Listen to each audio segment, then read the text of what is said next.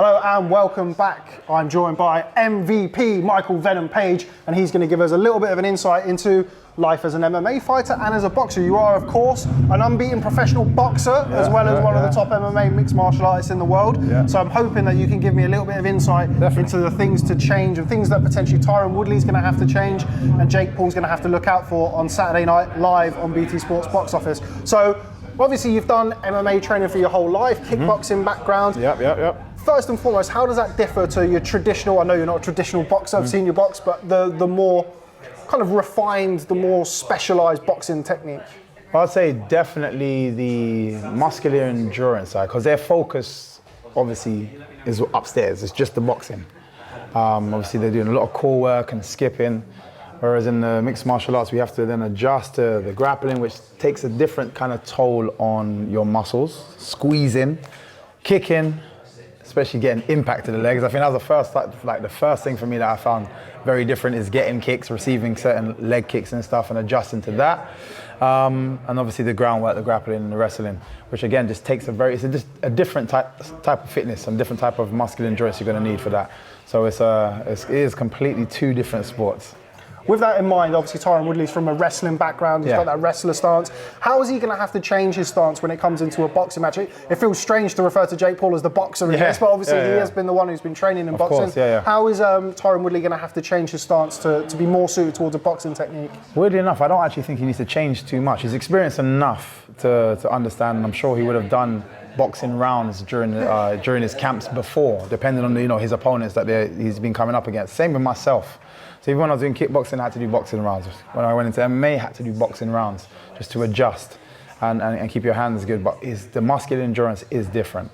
When it comes to, I think, early at the beginning, past 4 rounds is when an MMA fighter will start to feel it. So it's about managing that. It's also building as much endurance in those shoulders as he can.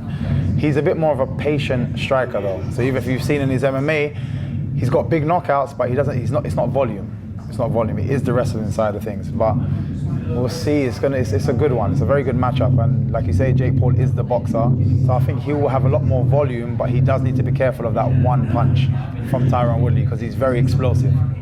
One of the things that I'm keen to, and one of the things that we've spoken about today is how Tyron Woodley can use some of his skills from MMA, from wrestling, and translate that into boxing now, particularly in the clinch. 100%. Now, you've worked in the clinch in MMA, you've obviously worked in the clinch in boxing. What can he take from MMA and wrestling and implementing that into boxing? In all honesty, when I have boxing rounds, and stuff I actually train here as well, a lot of the guys do struggle with us in the clinch. In terms of our balance is so much better, we can bully people to the ropes and position them, we can turn them better. There's loads of little cheeky tricks that you can do in a clinch, and again it allows for landing shots on the exit, circling out, taking your back. And you would have seen it with the McGregor, how many times he got around Mayweather, didn't really do anything with it, but it just shows you the kind of tricks that we have available to us. So he's gonna need to work on that, and that's another way that Tyron Woodley can burn out Jake Paul, is being very in his face and clinch a lot, try and burn his shoulders out and then look for the big punches. Now obviously you're a massively successful kickboxer, MMA from a striking perspective.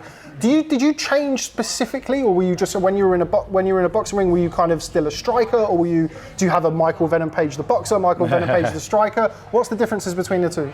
The difference is I can't knee you in the face. That's the difference. Outside of that, no, I try to keep myself.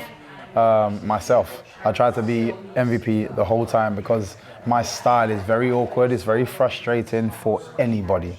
And I think especially in the boxing world, because there's many different styles of boxing, but you still wouldn't have seen that.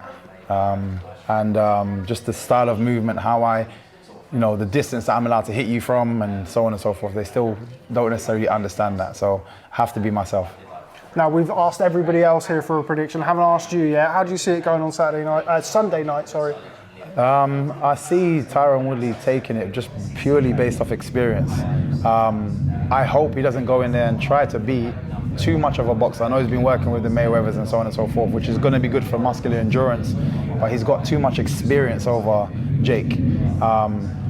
And he's used to being a shorter fighter. So he's used to fighting taller people, used to fighting people with reach, and he still knows how to take his time and find that one shot. And I believe he can do it.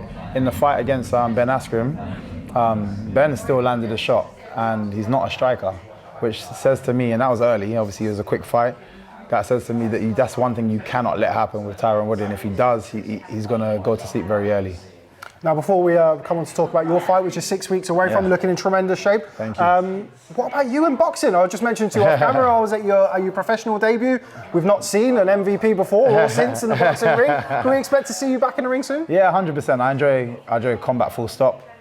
There's just been a lot I needed to get done in the MMA world. I was chasing this one person who I've now got now. Once I settle business, I'm definitely open to getting back into boxing. And you mentioned that person that you've been eyeing up, Douglas Lehman. We're about 6 weeks away. Yeah. What can we expect to see on October the 1st? Oh man, I'm in a very different space. I felt it was my fault that I let that fight go the way it actually went, which is a good thing because it means I'm in control with making that change, and I've been doing a lot of work to make that change, and you're going to see the same thing in reverse, and I'm going to put him to sleep. Okay, well, we look forward to seeing it. MVP Michael Venom Page, always a pleasure. Yes. Thanks very much for speaking to Boxing Social and Sport.